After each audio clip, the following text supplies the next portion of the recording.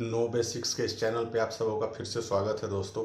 आज हम जानेंगे सिविल सेवा के इतिहास के बारे में कि सिविल सेवा की शुरुआत भारत में किस प्रकार से हुई और कौन सी ऐसी मजबूरियां बनी जिसकी वजह से इतनी बड़ी सेवा अस्तित्व में आई। तो सिविल सेवा का जो आप वर्तमान रूप देखते हैं, इसका इतिहास जो है वो करीब 1773 के बाद से शुरू होता है।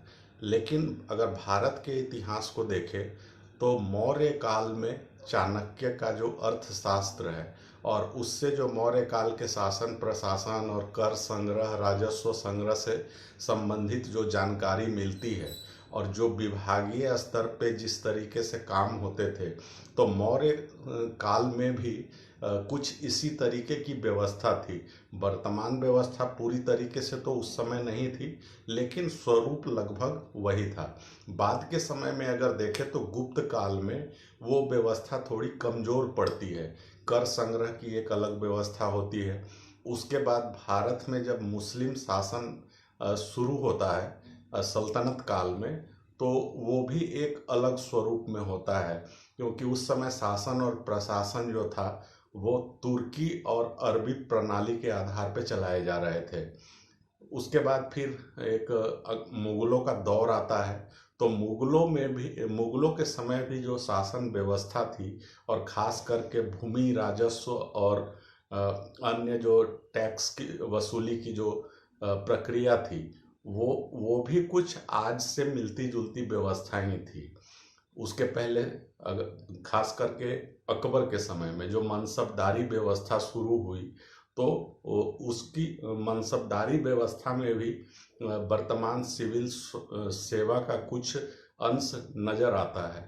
जहांगीर के समय में जात और सवार की एक प्रथा चली थी कि अधिकारियों के पद कौन कितना बड़ा है वो निर्धारित होता था कि कितने का जात है कितने का सवार है, तो उससे निर्धारित होती थी। शेर शाह के समय की भूमि राजस्व व्यवस्था बहुत ही सुदृढ़ थी।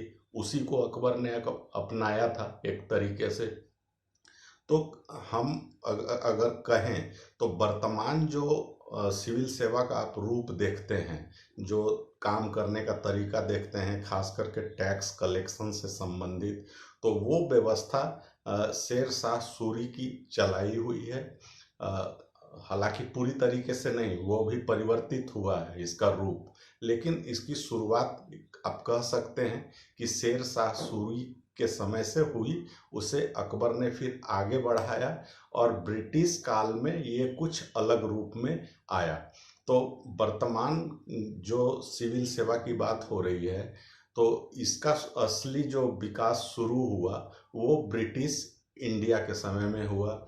ईस्ट इंडिया कंपनी का जब यहाँ पे शासन चल रहा था, तो दोस्तों 1757 में अंग्रेजों ने बंगाल पर नियंत्रण स्थापित किया।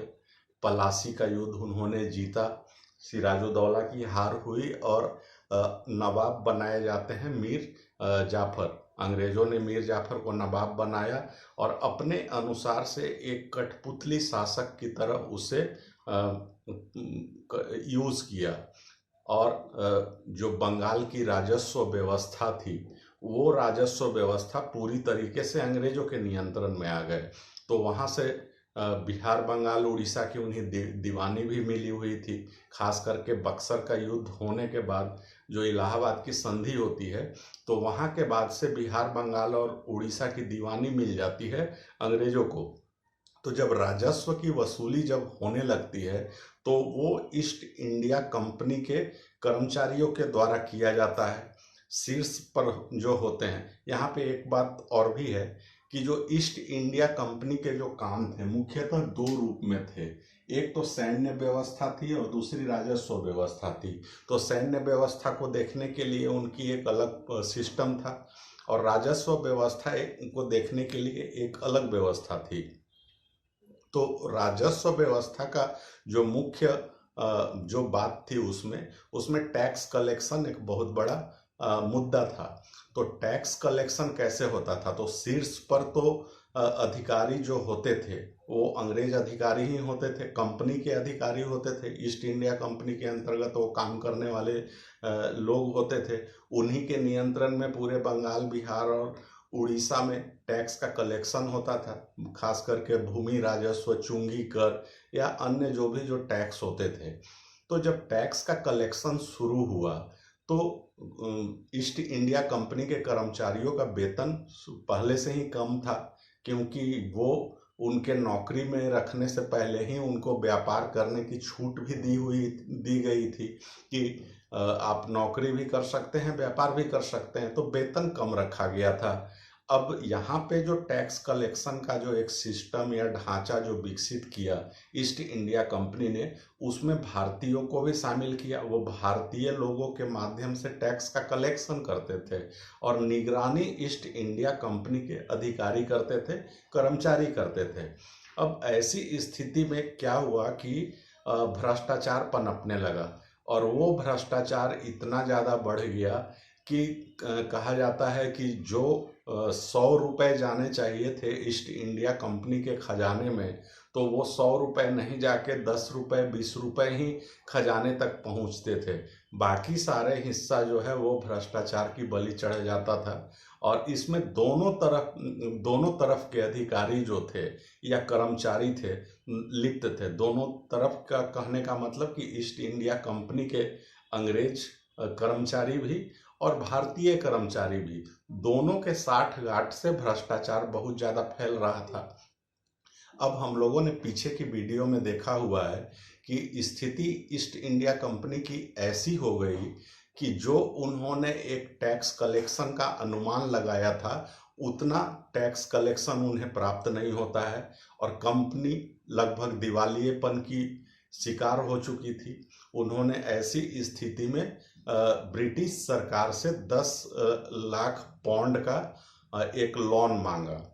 तो जब 10 लाख पाउंड का जब लोन मांगा जाता है ब्रिटिश सरकार से ईस्ट इंडिया कंपनी के द्वारा, तब ब्रिटिश सरकार के कान खड़े हो जाते हैं कि ऐसी क्या बात हो गई कि अचानक से जो कंपनी पूरे विश्व का लगभग 50% व्यापार पे नियंत्रण रखती थी, वो कंपनी आज दिवालियेपन का शिकार किस कारण से हुई।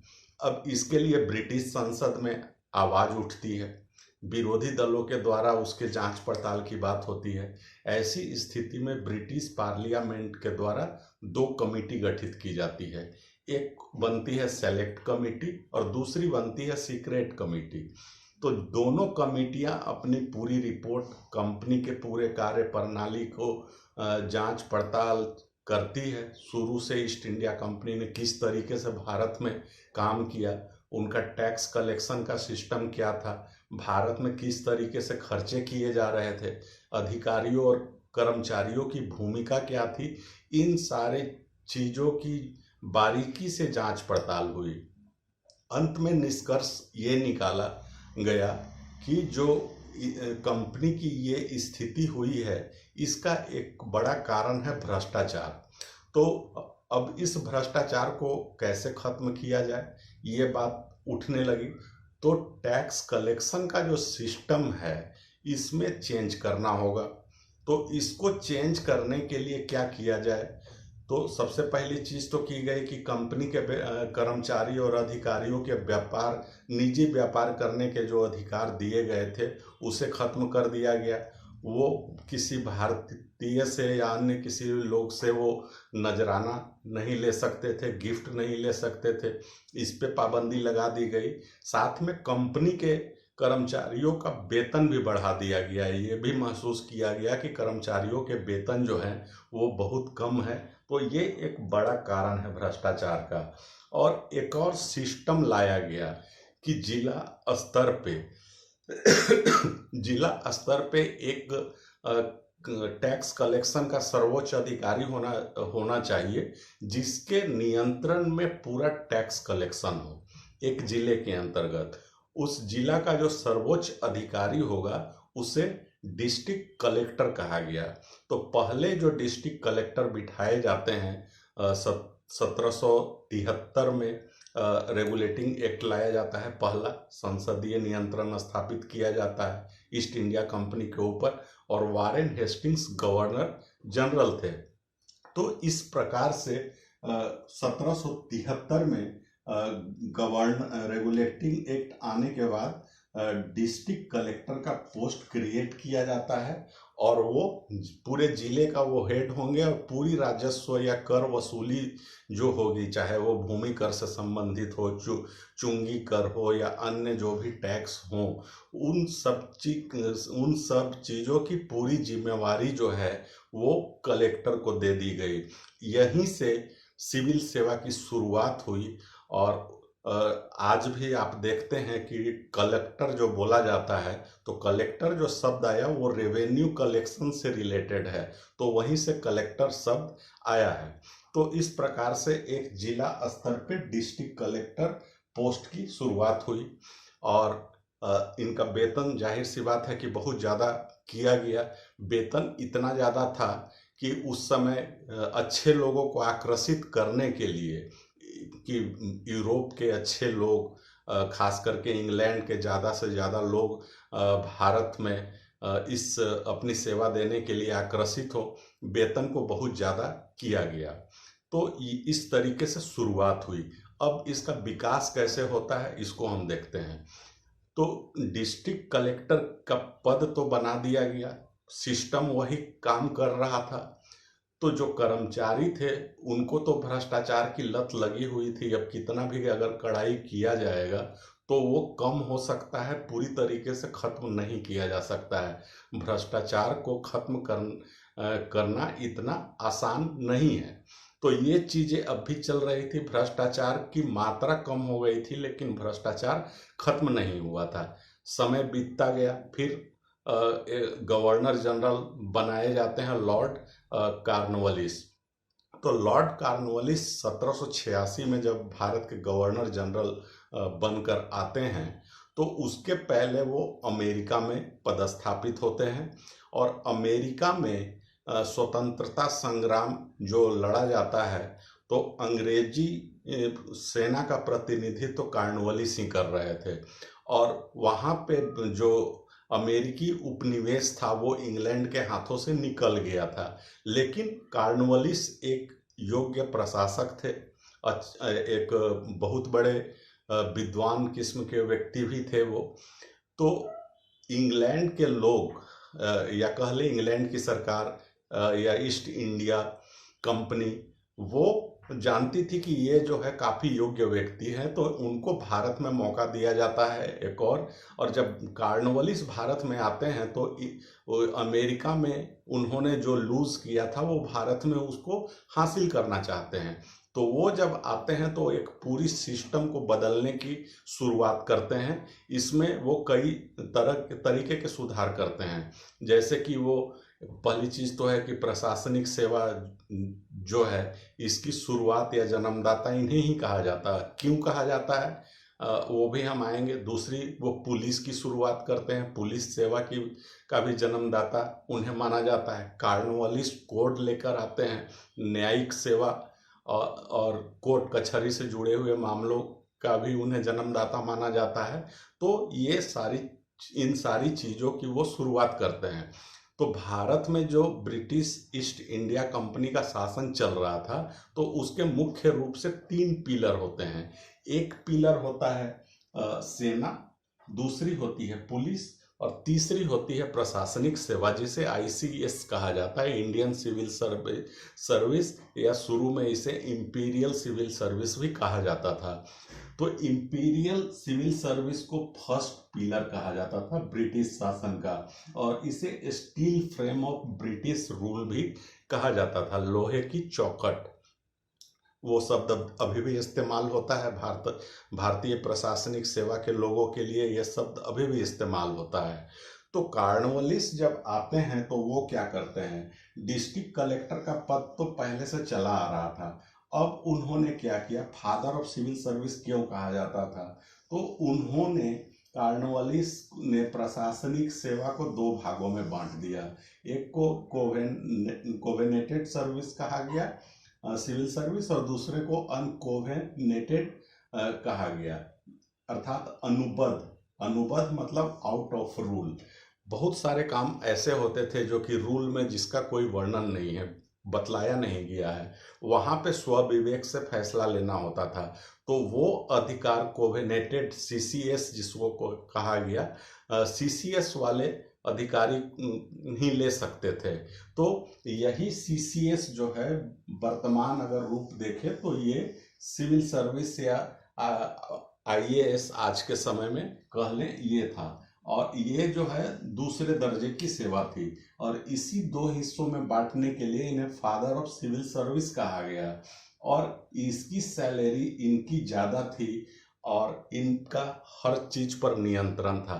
शुरू में तो ये कर संग्रह के लिए जिम्मेवार थे, बाद में जो है लॉ एंड ऑर्डर भी इन्हीं को दे दिया जाता है, मैजिस्ट्रेटियल पावर भी दिया जाता है, जिसकी वजह से इन्हें डीएम भी कहा गया, डिस्ट्रिक्ट मैजिस्ट्रेट। तो धीरे धीरे ये सब पावर जो दी गई, दंडाधिकारी के पावर और भी अन्य पावर जो कलेक्टर को दिए जाने लगे, वो बाद में ऐड हुआ। शुरू में जो है उन्हें टैक्स कलेक्शन के लिए ही यह पद बनाया गया था। तो इस तरीके से यहाँ से शुरुआत होती है। अब बात आगे बढ़ती है।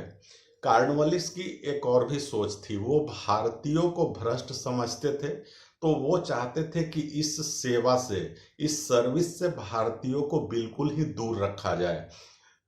तो बिल्कुल ही दूर रखा जाए, तो इसके लिए उन्होंने सुझाव दिया और 1793 में एक एक्ट भी बनाया गया, एक रूल बनाया गया। उस रूल में कहा गया कि जो भी 500 पाउंड सालाना इनकम वाले पद हैं, ऐसे पद जिनकी सैलरी जो है सालाना 500 पाउंड से ज़्यादा है, वैसे पदों पर भारतीयों की नियुक्ति नहीं होगी।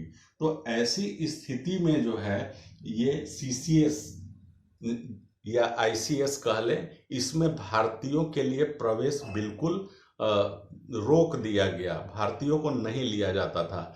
अब दूसरी बात है कि इनकी नियुक्ति कैसे होती थी। तो नियुक्ति जो है, प्रवेश कह लें कि इस सर्विस में कैसे होती थी, तो इसके लिए उस समय कोई एग्जाम नहीं लिया जाता था, बल्कि सिर्फ उन्हें नियुक्ति दी जाती थी। और नियुक्ति किन के द्वारा दी जाती थी, तो बोर्ड ऑफ डायरेक्टर के द्वारा नियुक्त किया जाता था। और इस सर्विस को ज़्यादा चार्मिंग बनाने के लिए, ज़्यादा अट्रैक्टिव बनाने के लिए, कि ज़्यादा से ज़्यादा यूरोपीय लोग यहाँ पर आ सके भारत में नौकरी करने के लिए, इसको वेतन को बहुत ज़्यादा बढ़ा दिया जाता है। वेतन उस जमाने में 1793 की बात हो रही है, 1500 रुपये सालाना थी। साथ में 1% रेवेन्यू कलेक्शन का, अर्थात जो भी वो रेवेन्यू कलेक्ट करेंगे उसका 1% हिस्सा भी उनको मिलना था। साथ में और भी सुविधाएं दी गई, जैसे गाड़ी, बंगला, नौकर चाकर, ये सारी चीजें उन्हें दी गई मुफ्त में। तो ये इतना ज़्यादा वेतन उस समय था कि कहा जाता है कि पूरे विश्व भर में हाईएस्ट पेड सैलरी जो थे ये यहाँ के आईसीएस अधिकारियों के थे, इतना ज़्यादा वेतन था। तो इसका नतीजा क्या निकला कि यूरोप से लोग इस सर्विस में आने लगे और यूरोपियनों का ही इसमें वर्चस्व रहा। भारतीयों के लिए तो रास्ता बंद कर दिया गया, शुरू से ही उन्हें अलग रखा गया कि प्रशासनिक कार्यों से और टैक्स कलेक्शन के कार्यों से भारतीयों को बिल्कुल ही अलग रखा जाए। अब बाद में जाकर यही चीज़ एक आंदोलन का कारण भी बनता है, खास करके छात्रों के बीच में, क्योंकि भारतीय भी इस सेवा में प्रवेश पाना चाहते थे, लेकिन उन्हें रोका गया क्योंकि नियुक्ति होती थी बोर्ड ऑफ डायरेक्टर के द्वारा, और बाद के समय में ये नियुक्ति जो है वो भारत सचिव के द्वारा किया जाने लगा। तो ये परिवर्तन आया। अब हम आते हैं, आगे बढ़ते हैं। इनकी नियुक्ति के लिए, नियुक्ति मिलने के बाद इनका क्या था कि 2 साल का ट्रेनिंग दिया जाता था और ट्रेनिंग के बाद इनकी पोस्टिंग होती थी। तो 1800 ईस्वी में लॉर्ड बेलेस्ली ने कलकत्ता के फोर्ट विलियम कॉलेज में एक ट्रेनिंग कॉलेज की स्थापना की कि यहाँ के अधिकारियों को ट्रेनिंग देने के लिए इंग्लैंड क्यों भेजा जाए, वहाँ भेजना अतिरिक्त खर्चे, तो उससे बचने के लिए भारत में ही एक ट्रेनिंग कॉलेज खोली गई। जब ट्रेनिंग कॉलेज खोला गया तो अंग्रेजों ने यह महसूस किया कि उस बैच के जो अधिकारी निकले उन पर कुछ भारतीयता हावी हो गई। तो अंग्रेजों को ये डर सताने लगा कि यहाँ पे अगर ट्रेनिंग कॉलेज रहेगा तो जो हमारे अधिकारी हैं वो हमारे अनुसार काम नहीं करके कुछ अपने तरीके से काम करने लगेंगे, भारतीयों के हक में काम करने लगेंगे। ऐसी स्थिति में क्या किया गया कि 2 साल बाद ही इस ट्रेनिंग कॉलेज को बंद कर दिया गया। ये जो ट्रेनिंग कॉलेज थी इसको बंद कर दिया गया 1802 में, और 1802 में हेल्सबरी जो कि लंदन के पास एक जगह है वहाँ पे ट्रेनिंग कॉलेज की स्थापना की गई, और वहीं पे अब इन अधिकारियों को ट्रेनिंग दिया जाने लगा। 2 साल की ट्रेनिंग के बाद इन्हें पोस्टिंग मिलती थी। तो ये स्थिति बनी। भारतीयों के लिए तो रास्ता बंद था, मांग उठने लगी। उसके बाद 1833 का चार्टर एक्ट आता है। उस एक्ट को लाने का कारण क्या था हम लोगों ने ऑलरेडी डिस्कस किया हुआ है कि उदारवाद, सुधारवाद, इन सब चीज़ों से प्रभावित होकर 1833 का चार्टर एक्ट में बहुत सारे प्रावधान किए गए थे और भारतीयों को बहुत सारी सहूलियतें दी गई थी। तो 1833 के चार्टर एक्ट में क्या बतलाया गया कि नियुक्ति अर्थात कोई भी नियुक्ति किसी भी प्रकार की कंपनी के कंपनी में जो नौकरी है, नौकरी में किसी भी प्रकार का भेदभाव नहीं किया जाएगा। उसमें से भेदभाव के 4 क्राइटेरिया बतलाए गए कि धर्म के आधार पर, जाति के आधार पे, वर्ग के आधार पे, वंश के आधार पे नियुक्ति में कोई भेदभाव नहीं किया जाएगा। यहाँ से इस एक्ट के द्वारा भारतीयों के लिए सिविल सेवा में प्रवेश का एक रास्ता खुलता है। लेकिन बोर्ड ऑफ डायरेक्टर जो कि नियुक्त करती थी वो इसके सुझाव को नहीं मानती है। बोर्ड ऑफ डायरेक्टर इसके सुझाव को मतलब चार्टर एक्ट में जो प्रावधान किए गए थे उस बात को मानने से इनकार कर दिया, और ये चीज़ें पूर्ववत चलती रही। फिर 1853 में चार्टर एक्ट आता है, और उस चार्टर एक्ट में लाने के पहले भी ये मांग उठने लगी थी। भारतीयों के द्वारा एक हस्ताक्षर अभियान चलाया जाता है, तो उस हस्ताक्षर अभियान में भारतीयों की ये भी डिमांड थी कि सिविल सेवा में भारतीयों का भी प्रवेश मिलना चाहिए, उसका रास्ता खोलना चाहिए, एक प्रतियोगिता परीक्षा शुरू की जानी चाहिए। तो चार्टर एक्ट में ऐसा ही प्रावधान किया जाता है कि प्रतियोगिता परीक्षा के आधार पे अब नियुक्ति होगी, ऐसा चार्टर एक्ट में बतला दिया गया, प्रावधान किया गया कि अब सिविल सेवा में जो भी नियुक्ति होगी, चयन होगा, वो प्रतियोगिता परीक्षा के आधार पे होगा, ना कि बोर्ड ऑफ डायरेक्टर अपने से कुछ व्यक्तियों को चुनकर नियुक्त करेगी। ऐसा नहीं होगा, मनोनीत करने के समान वो किया जा रहा था। अब इसी के आधार पे 1854 में मैकाले समिति बनी सिविल सेवा के संबंध में सुझाव देने के लिए कि सिविल सेवा की जो परीक्षा होगी उसका वो किस तरीके से होगी, क्राइटेरिया क्या रखा जाए। तो इसके लिए एक मैकाले समिति बनी। इस मैकाले समिति ने सुझाव दिया। सुझाव क्या क्या दिया कि जो भी चयन होगा सिविल सेवा के लिए वो खुली प्रतियोगिता के आधार पे होगा और मेरिट के आधार पे चयन होगा। भारतीयों के लिए एक उम्र निर्धारित कर दिया गया कि मिनिमम जो एज होगा वो 19 साल, अधिकतम 24 साल। और इसी मैकाले समिति की सिफारिश के आधार पे पहली बार जो परीक्षा आयोजित की गई वो 1855 में की गई। और भी चीज़ें थी इसमें कि परीक्षा जो है वो लंदन में आयोजित किया जाएगा, विषय जो होंगे वो लैटिन और ग्रीक होंगे। तो ये सब क्राइटेरिया रखा गया।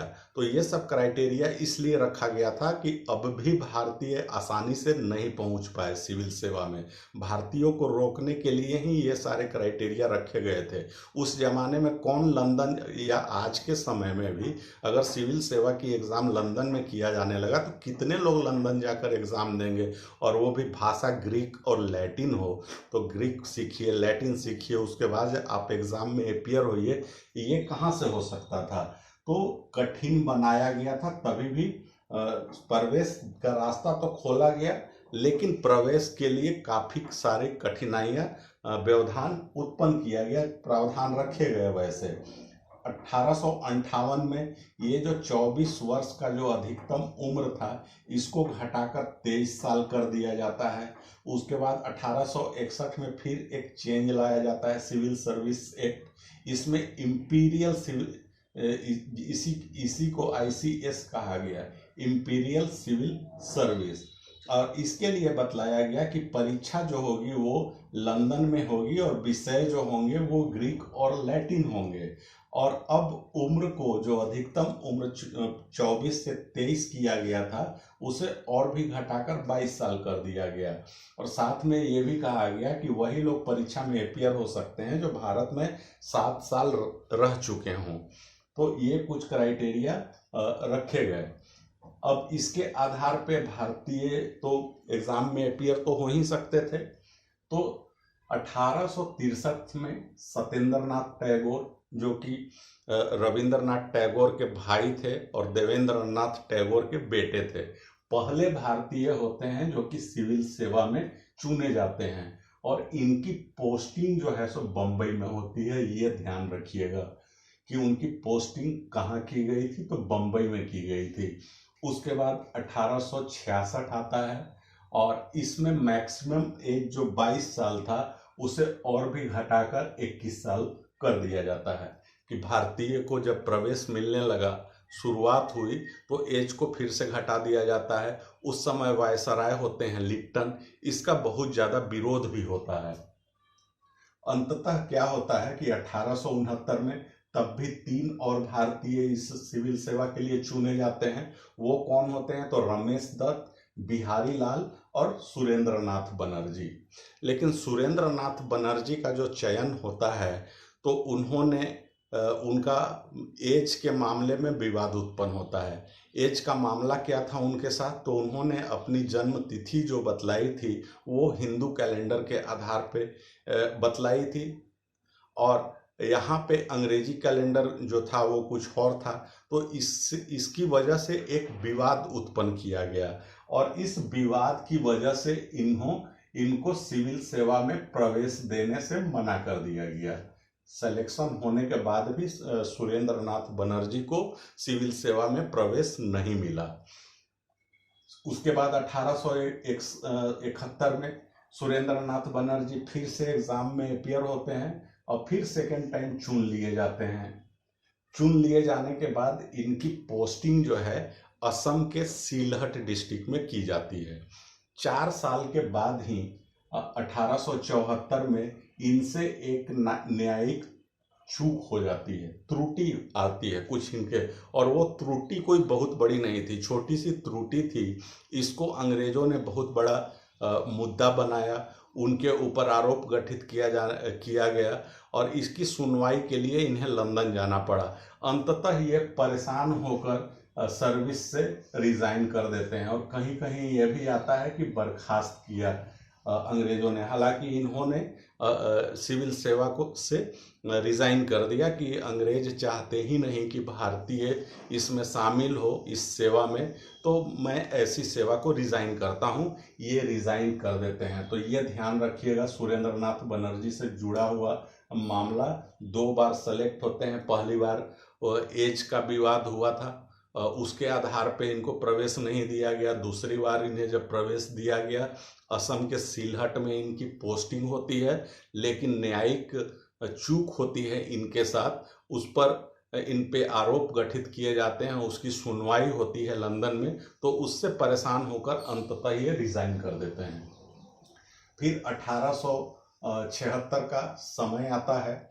1876 में क्या किया जाता है, तो मैक्सिमम एज को, अच्छा यहाँ पे मैं गलत बोल गया, 1866 में लिप्टन वायसराय नहीं थे।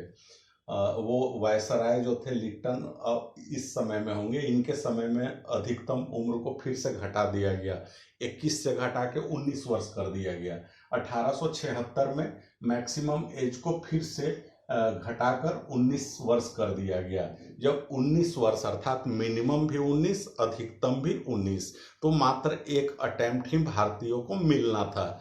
ये स्थिति बन गई। अब इस चीज़ का भारतीयों में बहुत ज़्यादा विरोध हुआ और तब तक कुछ संगठन भी राजनीतिक संगठन कह लें कि भारत में खड़े हो गए थे। वो अगले वीडियो में हम लोग देखेंगे।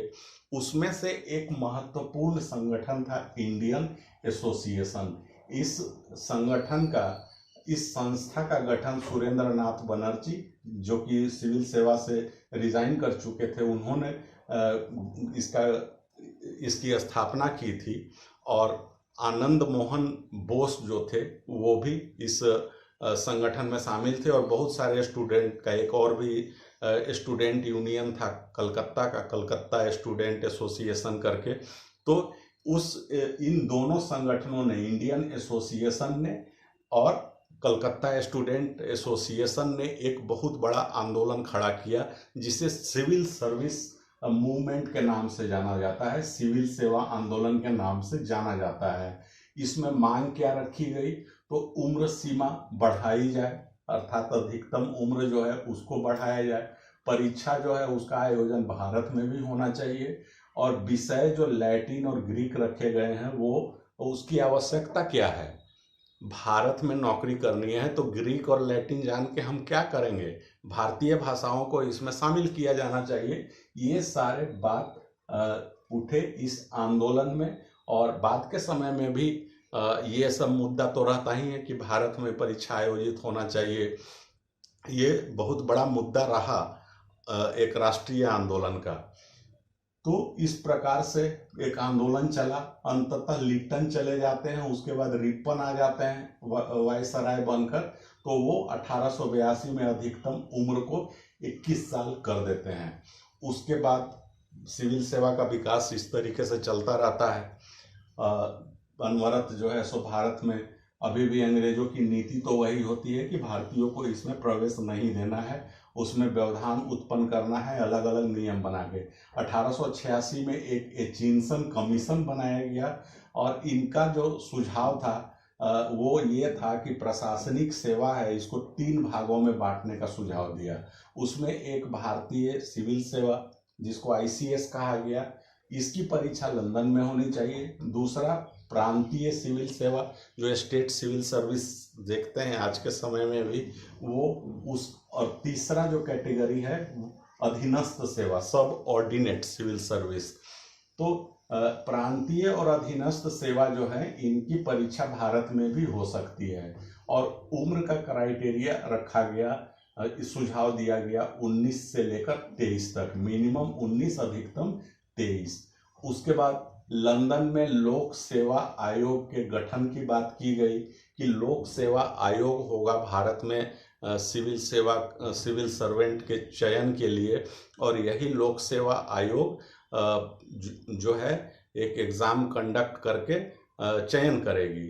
पहले क्या होता था, क्योंकि एग्ज़ाम तो 1855 से ही शुरू हो चुका था। फर्स्ट टाइम जो एग्ज़ाम हुआ वो 1855 से शुरू हुआ। तो 1855 से एग्ज़ाम कौन ले रहा था? तो वो एग्ज़ाम कंडक्ट कर रहा था कैम्ब्रिज यूनिवर्सिटी। ध्यान रखिएगा, कैम्ब्रिज यूनिवर्सिटी पहले एग्ज़ाम कंडक्ट करती थी सिविल सर्वेंट के चयन के लिए, आईसीएस अधिकारियों के चयन के लिए कैम्ब्रिज यूनिवर्सिटी एग्ज़ाम कंडक्ट करती थी। अब जो है सो लंदन में लोक सेवा आयोग गठित होगी, ये प्रावधान किया गया।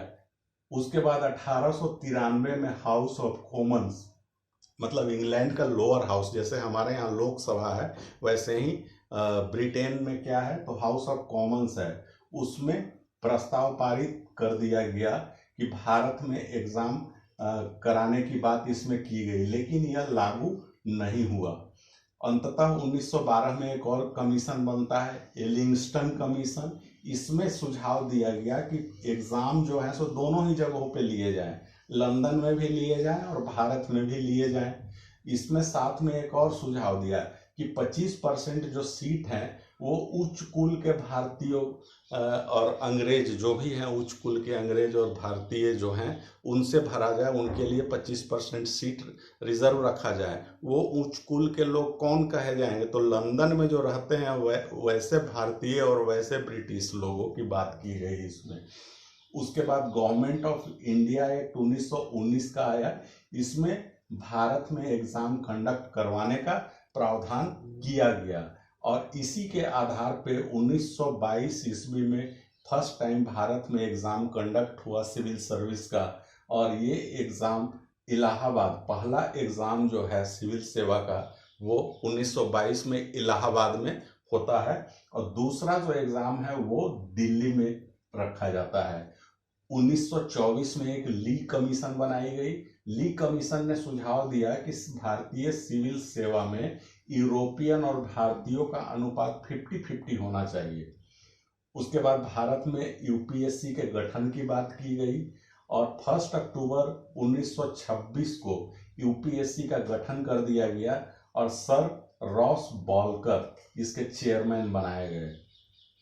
उसके बाद 1935 में एक फेडरल अर्थात कि संघीय प्रांतीय सिविल सेवा की भी बात की गई कि फेडरल पीसीएस होना चाहिए, फेडरल पब्लिक सर्विस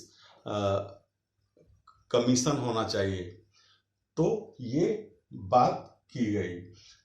अब इसी आधार पे जो है सो चयन किया जाने लगा और अंततः देश जब आज़ाद हुआ 26 जनवरी 1950 से संविधान लागू होता है तो सिविल सेवा से जुड़े हुए उसमें प्रावधान बनाए गए और उसमें एक संविधान का हमारा पार्ट है 14वां जो हिस्सा है भाग 14, उसमें चैप्टर 2 में आर्टिकल 315 है और 315 में 3 प्रकार की सिविल सेवाओं की बात की गई कि लोक सेवा आयोग होगा जो कि एक केंद्र के स्तर पर होगा जो कि अखिल भारतीय सेवाओं के लिए परीक्षा का आयोजन होगा।